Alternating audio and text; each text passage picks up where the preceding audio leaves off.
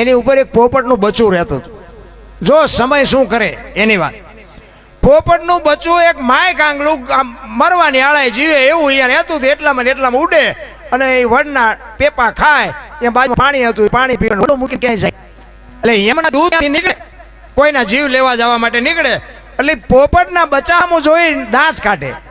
પોપટ બચ્ચું ગભરાય કે હારા એમના દૂધ રોજ મારા સામું દાંત કાઢે છે, મારા દીકરા મને મારી નાખવાના, મને લઈ જવાના. એ કે હવે આ તો લેવા આવે તો હું તો આને કંઈ કરી ન શકું, હું એમને કંઈ નડતો નથી, મેં કંઈ કીધું નથી, પણ મારા આમાં રોજ દાંત કાઢે છે. એમાં પક્ષીનો રાજા ગરુડ ત્યાંથી નીકળે અને પોપટનું બચ્ચું કહે છે કે મહારાજ એક મારે તમને ફરિયાદ કરવી છે. કે શું? એ કે એમના દૂધ રોજ અહીંથી નીકળે, મારા સામું દાંત કાઢે છે, મને બીક લાગે છે કે મને આ લઈ જાય છે. એ કે મારી પીઠ ઉપર બેસી જાય, હાલ હું તને હિમાલયના ખોપરા ઉપર લઈ જાઉં. ભલે એ આંકણા આટા મારે ને હિમાલયના ખોપરા ઉપર, અહીંયા ખાવાનું ને પીવાનું બધી મોજ છે, હાલ હું તને અહીંયા મૂકી જાઉં, મારી પીઠ ઉપર બેસી જા. એ ગરુડ બાપુ અહીંયા લઈ જાય. એ મૂકી અને આવ્યો અને અહીંયા યમના દૂતે નીકળ્યા ને એટલે ગરુડે કીધું, એ કે ઓલા પોપટના બચ્ચાને શું બિચારાને દાંત કાઢીને રોજ કે તમે હેરાન કરો છો. એ કે અમારો બીજો કોઈ હેતુ નહોતો, અમે દાંત એ હાટું કાઢતા હતા કે અમે રોજ અહીંથી નીકળતા હતા એટલે અમે એને જોતા હતા કે આનું મોત કેવું છે, ધર્મરાજાના દરબારમાં અમારે સોપડામાં જોવું છે. એટલે એ કે અમે સોપડામાં જોયું ને તો એમાં મોત એવું લખેલું હતું કે આનું મોત છે ને હિમાલયના ખોપરા ઉપર છે. તો અમને એમ થતું હતું કે આ પનરથી ઉડીને જાય ને તોય પૂગે એવું નથી. અને આટલામાં રહે છે ને, કે અમુક જોવો તો ખરા કે લખે હિમાલપા, એટલે કે એનું મોત કે અમારે એને જે લેવા જવાનો છે ને હિમાલયના ખોપરા ઉપર લેવા જવાનો છે. એટલે અમે દાંત કાઢતા હતા. એ કે આ ક્યાંથી અહીંયા પોગે? એ કે એવું લખ્યું હતું કે હા, તો કે અહીંયા જ મૂકીને આવ્યો, કે અહીંયા મૂકીને આવ્યા કે હા, તો કે તો ગયો. આ મેન તમે નહોતું ગોઠવું, એ ગોઠવવા વાળો કોઈક બીજો હતો. એમ તમારું મારું છે ને ગોઠવણ થયેલી જ છે, ચિંતા કરવાની કાંઈ જરૂર નથી. જ્યાં જવાનું છે ને આપણે અહીંયા જઈને જ ઊભા રહેવાના અને કહેવાના ભલે ખટારાને ઠાઠું આવતું. એટલે કહેવાનો મારો મતલબ જે સમયે જે બનવાનું છે એમાં માણસ બાપુ કાંઈ એમાં કરી શકે એવું જ નથી. એટલે જે સમયે જે બનવાનું છે એ બનવાનું જ છે. એટલા માટે સવારામ બાપા એટલે કહે છે ગગન મંડળમાં ચડીને કોઈ બાપુ વિચાર બધા આમાંથી જ આવે. ખેતર જવું છે, વાડીએ જવું છે, બનાવવું બધું આમાં નક્કી થાય. ઈશ્વરે એની વાત શું કરીએ કે ઈશ્વરે એવી બાપુ રચના કરી છે. એટલે કે છે નગરમાં આત્મ દેખાન ચંદ્રમાન જા ઉલટને આવે તું ગગન મંડળમાં ચડી ગો. એ જેવા ખાવન ખોળે ખેલું ખેલું રે એ ખોજો તો તમને ખબર રે પડે. એ યુવો ગુરુ ગમ પ્યાલો પીજો પીજો.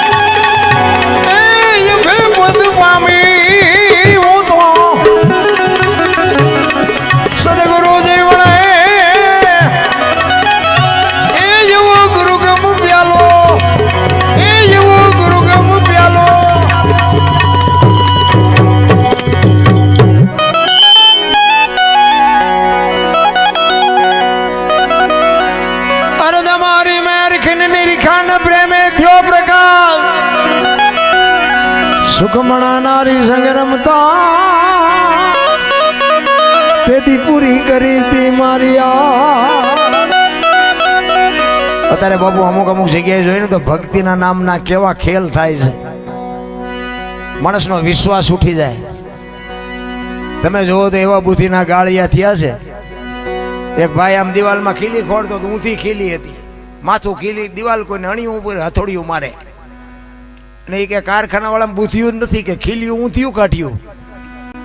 એનો ભાઈ અહીંયા ગયો, એ કે હું કહે છે કે ખીલિયું જો ને કે ઊંધિયું કાઢ્યું. એ કે તારામાં બુથી નથી કે કેમ? એ કે આ દિવાલની ક્યાં છે? આ દિવાલની છે. અહીંથી લઈ જઈને ત્યાં જઈને મારી આખી જિંદગી દિવાલો ફેરવી, પણ ત્યાં ખીલી નો ફેરવી નાખી. મારી ખીલી ફરે ફેરવો દિવાલો, ત્યાં સમાધાન થતું તો ન કરીએ ક્યાં ભલામણ. હું થાય છે જ્યારે બધું આખી દુનિયા બાયું ચડાવે છે. અરે બાપા કાંઈ છે નહીં. તમારો ને મારો જન્મ થયા પહેલા બધી માં વ્યવસ્થા કરી રાખે. હે ઘોડિયાન ખોયાન જબલાન ગોદડાન બધી માને ખબર જ હોય કે મને ભગવાન દીકરો દીકરી આપશે. માએ તૈયારી કરી જ લીધી હોય, અને છેલ્લે જાવ તે દી એ બધી તૈયારી જ હોય. લાકડા તૈયાર હોય, ઉપાડનારા હોય, ગોઠવનારા હોય, દિવાળી મૂકનારા હોય ને ઘોંકા મારનારા હોય. તો પહેલી ને છેલ્લી બે તૈયારી છે તો એટલી નહીં કરી રાખી હોય. પણ વચ્ચે ઓલું થોડુંક હું આવે ને ત્યાં ઠેકડા મારે ને કે આ દુનિયામાં આપણે હાથે આવી નથી શકતા. જન્મ બીજા આપે, નવરાવે બીજા, અક્ષર જ્ઞાન બીજા આપે, ધંધો બીજા શીખડાવે, છેલ્લે નવરાવે બીજા, પૈસા આપણે ભેગા કર્યા હોય વાપરે બીજા. તો તમારું શું આમાં?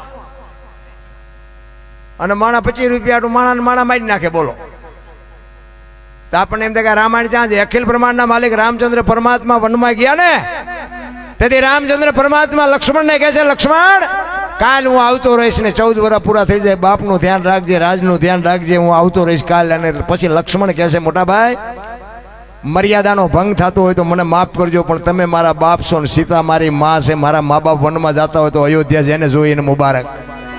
વિચાર કરજો, નોખી નોખી માયુના છોકરા હતા. અખિલ બ્રહ્માંડના માલિકને કહે છે કે અયોધ્યા જેને જોઈને મુબારક. ને કે અયોધ્યાની ગાદી એટલે દશરથ તારો દરબાર ઇન્દ્ર જેની આશા કરે, તેથી ભાઈઓ વિનાનું ભેકાર કડવું લાગે કાગડા. અયોધ્યાની ગાદી બાપુ બાકસના ખોખા ગોળે રખડતી હતી, કોઈ ધણી નહોતો. અને અત્યારે આપણે જોઈએ એક વેચ જમીન હાટું હગો ભાઈ હગા ભાઈને મારી નાખે તો આપણને એમ થાય ક્યાં છે રામાયણ. પછી ઓલો એક જાય ઉપર, એક જાય જેલમાં. જમીન તો અહીંયા પડી હોય. પછી ઓલો જેલમાં જોઈને ખબર કાઢવા જાવ તો શું કે ઓલું પોસાવી ગયું જાય ભલે જાય, પણ મને બારો કટાવો તા વેચ જવા દીધી હોત તો તારે મોડું થઈ ગયું હોય. જેટલું બાપુ ત્યાગે ને એટલું જ આગે હોય. મારું મારું કરે છે એને મહાભારત કહેવાય, ને તારું તારું કહે ને રામાયણ કહેવાય. રામાયણમાં કાંઈ ખૂટ્યું નહીં, મહાભારતમાં કાંઈ વધ્યું નહીં. આ તમારી મારી નજર સામે દાખલા પડ્યા છે.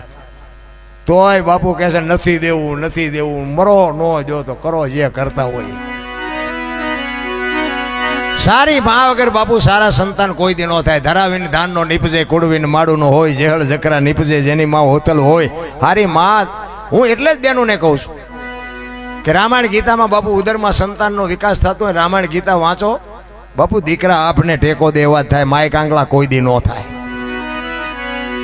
પણ વહુ હારો ભેગા પાણી પૂરીયું ખાતા હોય ત્યાં પરજા જેવી થાય. એમાં કાંઈ હોય નહીં. કહેવાય અમારે દીકરો છે એમ, બાકી અવાડા બાંધ એવો ન હોય, એ અવાડાના ડાટા કાઢે એવા હોય. એટલે સવારે અમે કીધું અરે તમારી મેર ખીન નિરીખાને પ્રેમે થયો પ્રકાશ, સુકમણા નારી સંગ રમતા ને તેથી પૂરી કરી તી મારી એ યુવતનમાં કોઈ તપાસો તપાસો રે જઈ એ તપાસો તો તમને તમને તત્વ તો જડે એ એવો ગુરુગમ પ્યાલો પીલો